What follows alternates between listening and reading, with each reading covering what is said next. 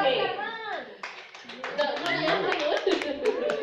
Without further ado, the elevator pitch will start with Ustaz Karhan bin Haji Jahid, followed by Dayanku Dr. Nurul Aini bin Haji Muhammad Kifli, then Awang Edi Fazlin bin Amdan, and finally Dayang Nur Aisikin binti Sabani. Please welcome once again the first elevator pitch presenter, Ustaz Karhan bin Haji Jahid.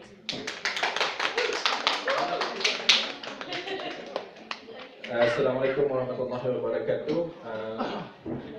Saya Karhan Ali Jahid, KJ, pelajar pendidikan Islam. So, dalam kajian saya membuat sebagai pengkaji, saya membuat metode kajian menggunakan metode teknik Delphi. Teknik Delphi ini adalah satu teknik yang boleh memberikan kita ni dapatan data yang tepat dan disokong oleh ahli panel. Jadi kenapa pengkaji menggunakan teknik Delphi? Pertama sekali ialah teknik Delphi dapat memberikan satu data yang tepat. Teknik Delphi juga dapat memberikan satu data yang disokong oleh ahli panel pakar. Yang kedua ialah data yang diperoleh daripada dengan teknik Delphi adalah data yang tulen, kerana data yang tulen ini kerana setiap ahli panel pakar tersebut tidak mengenali antara satu dengan yang lain, maka tidak ada tekanan bagi ahli pakar untuk memberikan kepakarannya, tidak ada pilih kasih, apatah lagi pengaruh terhadap data ataupun ulasan yang diberikannya. Seterusnya, teknik Delphi juga adalah apa yang dipanggil sebagai teknik yang boleh meramal masa depan. Jadi data-data yang diberikan oleh pakar dapat meramalkan pada masa depan. Ini yang saya tidak cakapkan lah. Ini boleh baca.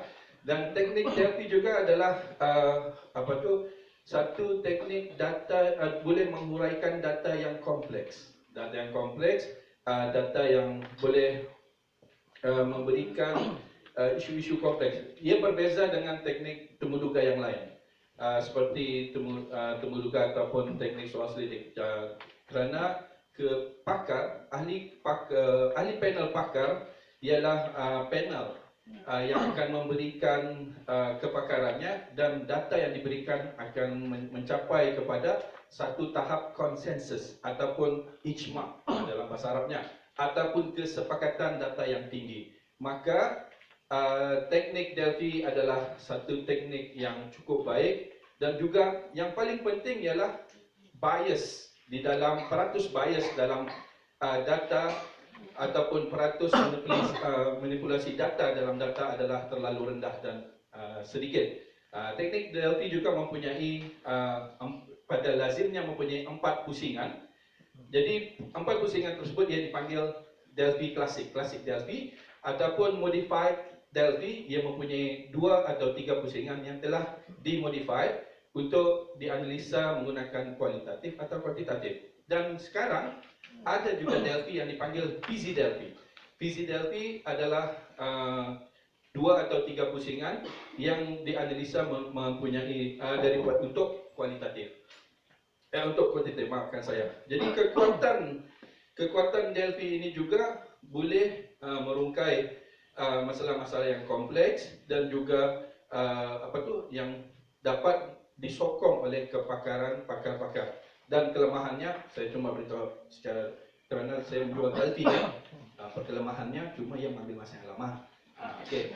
Jadi gunakanlah dalam kajian kita, gunakanlah Delphi, teknik Delphi ini, kerana ia mempunyai pemikiran pakar. Artinya 2 otak lebih baik daripada satu otak, ataupun banyak pemikiran lebih baik daripada satu pemikiran. Sekian, gunakanlah teknik Delphi.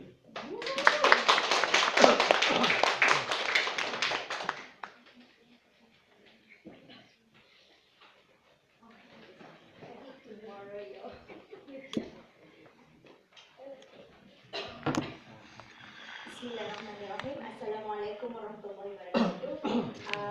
Good afternoon, everyone. So basically, I'm going to share medical education paper on MMI. where we implemented this at the Institute of Health Science at UBD. So I'm sure every one of you here have ever been attending the traditional interview. That is whereby 3 to 4 panel of interviews sit in one room and they chat with you in open structured questions to get to know you more, your motivation, and why do you want to join the program. So that takes 30 to 40 minutes.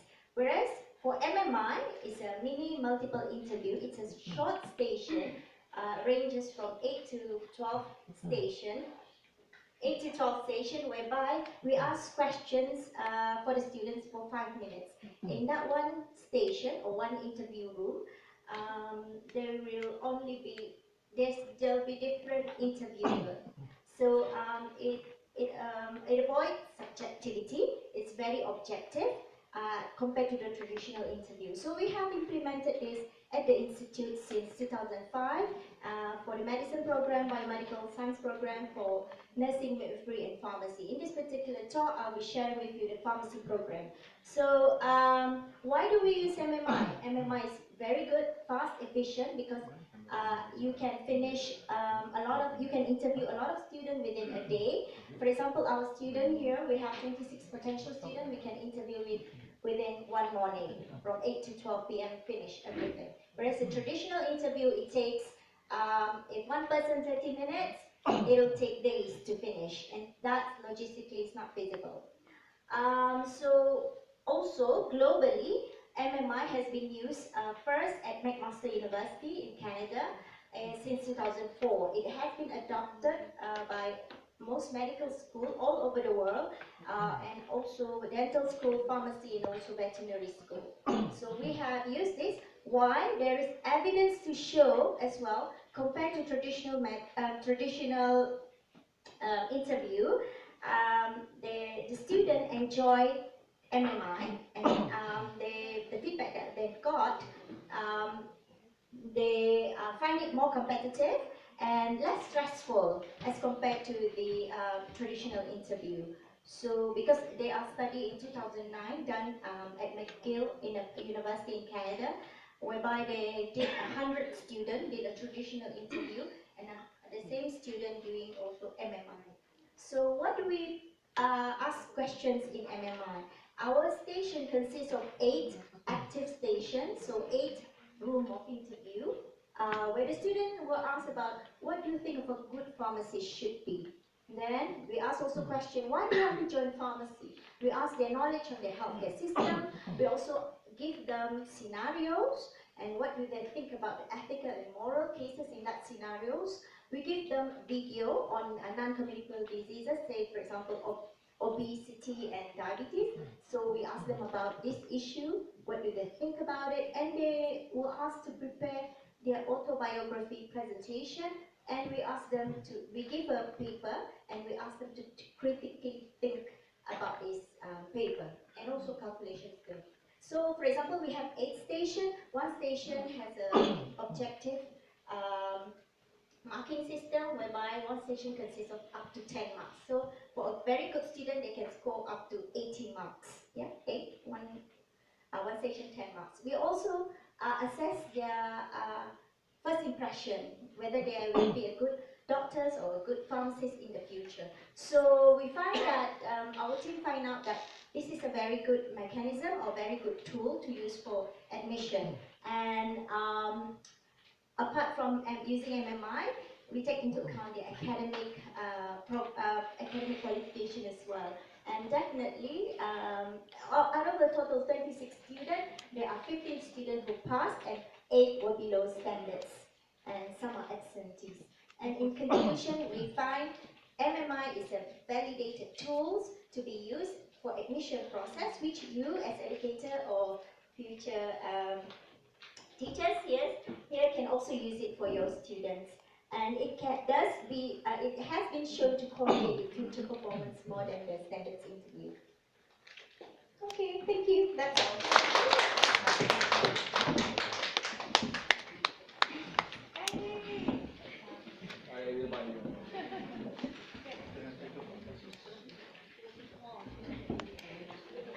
Get nervous, basically. Okay, hi everyone. My name is Eddie. I'm doing PhD part-time. I'm doing a systematic literature review on serious educational games and its impact on 21st century skills.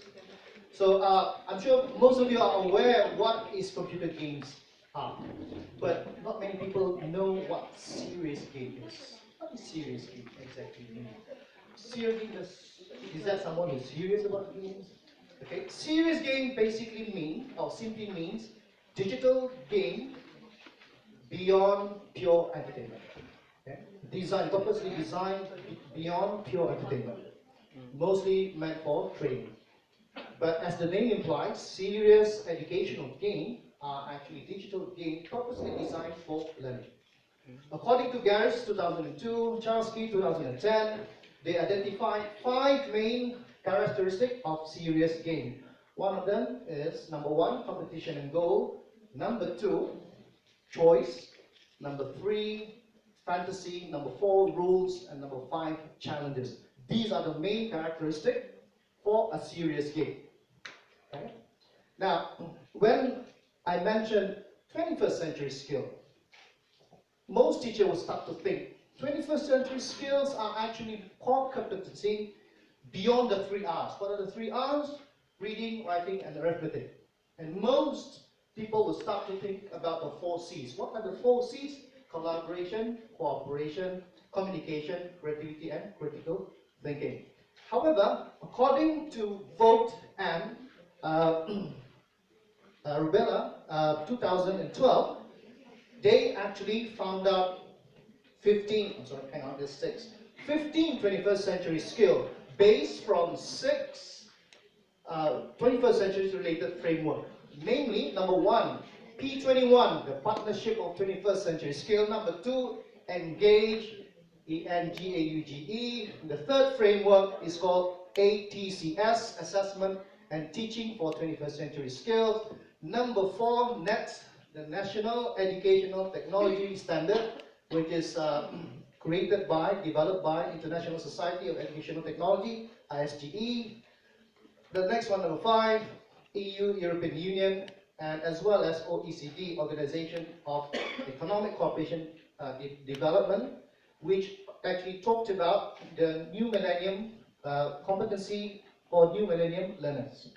Now, the 15 21st century skill that came up from these 6 related 21st century framework are: number 1, communication; number 2, collaboration; number 3, ICT literacy; number 4, social skill; number 5, productivity; number 6, creativity; number 7, critical thinking; number 8, problem solving; number 9, planning; number 10, self-direction or self-regulation; number 11, learning to learn; okay, number 12, risk-taking; number 13, managing conflict; okay, and number 14, flexibility and adaptability; and finally, entrepreneurship.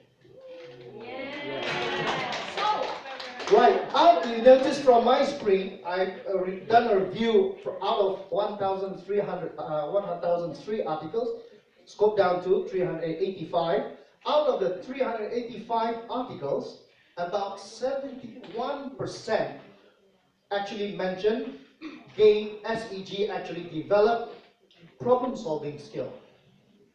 55% actually mention games can actually develop collaboration and communication.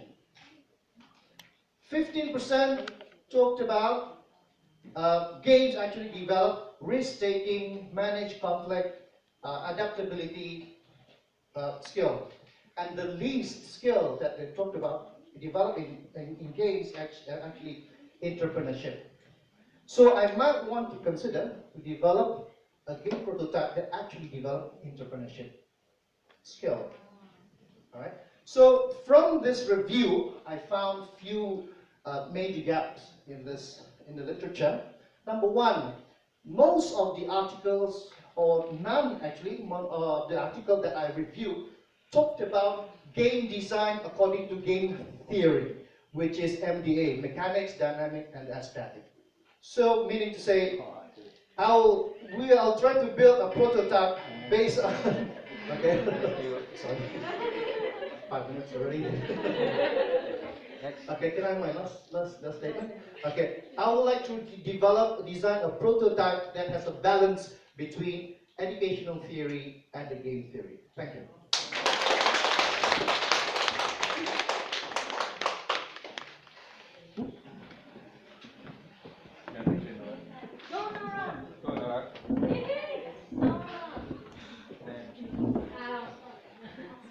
Assalamualaikum, good afternoon.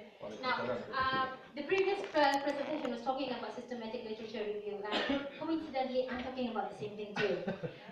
But what I'm focusing on is not what I found out, but the process that we went through.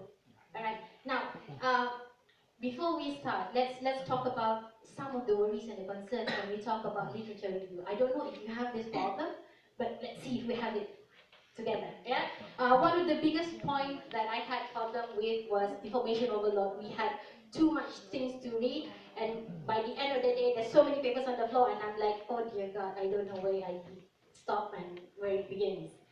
Second one is biasness. How do I select papers? As in, like, do I select those which is inclined to what I want, or do I foresee anything on contradiction?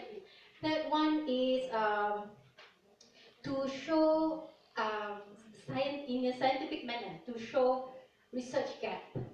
Right. Now, these three things, and the last one is to focus on in-depth, on particular studies. Like for example, my study is based on personalized learning technology with little bit of elements of Islamic pedagogy. So for this presentation, I'm focusing on personalized learning technology. So what is the actual research gap? Now, in year 3, I'm lucky to be involved in a research group where I was introduced to SLR. Now, what is SLR? First and foremost, SLR basically means it's a system whereby you think of how do you want to do the research before you actually do it. That helps you limit the readings, and it saves a lot of time when you're not like overwhelmed with so many things to read. Alright, now how do we do this? The key point is the inclusion and exclusion factor. Inclusion means what are the characteristics that I will be based on when I choose a particular paper, and what are the factors that I choose in order to exclude it. Alright, and from there, now this, when I created inclusion and exclusion, it will be based on my research question, which in this particular arena means what's the theoretical and empirical implication of personalized learning technology. So from there, we have procedures and protocols, meaning using the inclusion and exclusion factor, using specific databases. Now, for this field, for personalized learning technology, we chose 6 different databases based on standards. For example, we chose Web of Knowledge, we chose Scopus, we chose Science Direct, we chose Springerling, Emerald, and IEEE. From there, we've got approximately over 1,000 plus. We're actually at the data extraction and analysis stage. So to be honest, I've not finished. It's from 1,000 plus to 500. I'm currently at 300 right now and still doing extraction. And even to yesterday, there was still some being excluded as time goes by. But one thing I've learned that in publications, usually the publisher, the authors will choose around 40 to 50 publications, primary data, and write a paper based on it. The highest is approximately 70 to 80 papers for one publication. So that's what I'm aiming at. Now, how do you write up as an SLR? Now, Mr. Eddie just now, I think he uses meta-analysis, correct? Because he was using numbers. Now, there are many ways. Now, my way is the most basic one, whereby I actually have these points. And from these points, I extract the data. And then when I write up, it will be based on these categories. With that, ladies and gentlemen, if you think you have issues and concerns like I did, with the information overload and whatnot, then you might probably want to try this in order to help you and assist you with your literature review. Thank you.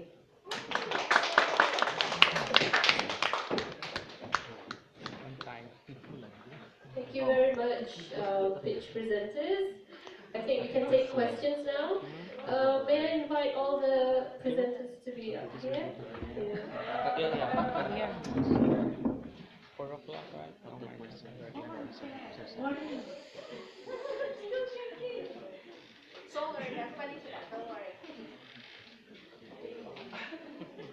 He's okay. He's shaking. Right, perhaps 2 or 3 questions. Okay. The first one, please.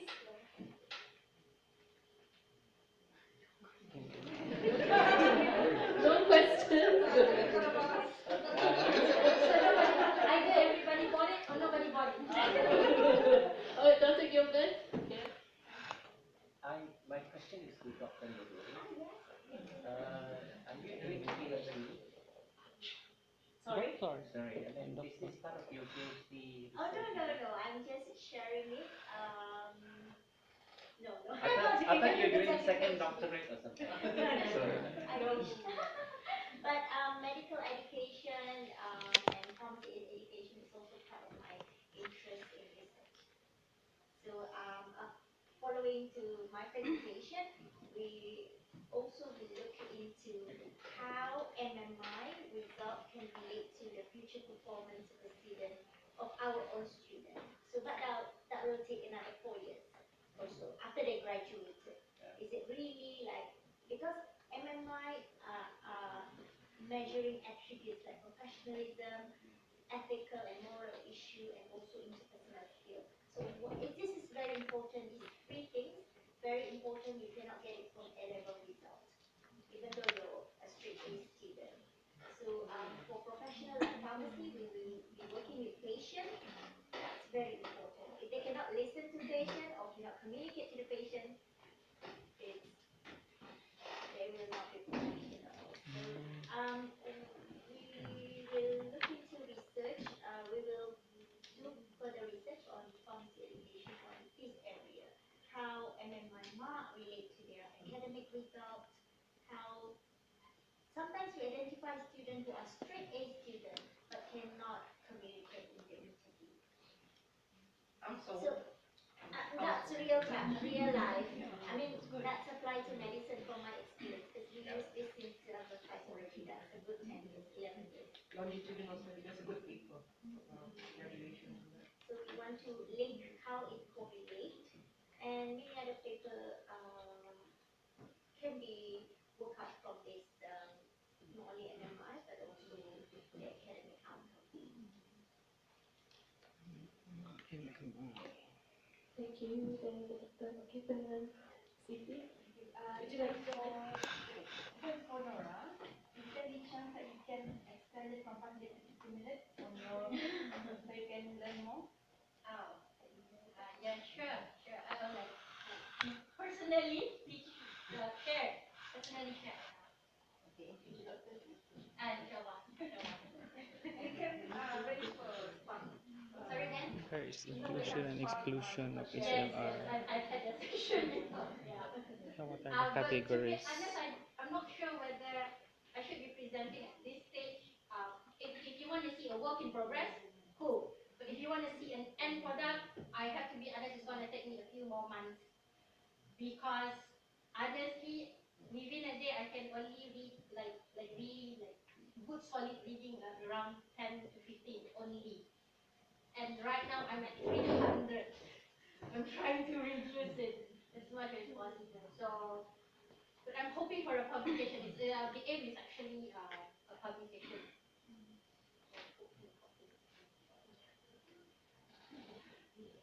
We'll book you for the next session. Probably my co-authors can present. Right, another question, perhaps? One more? Candy For the next round of Yeah. Skipper.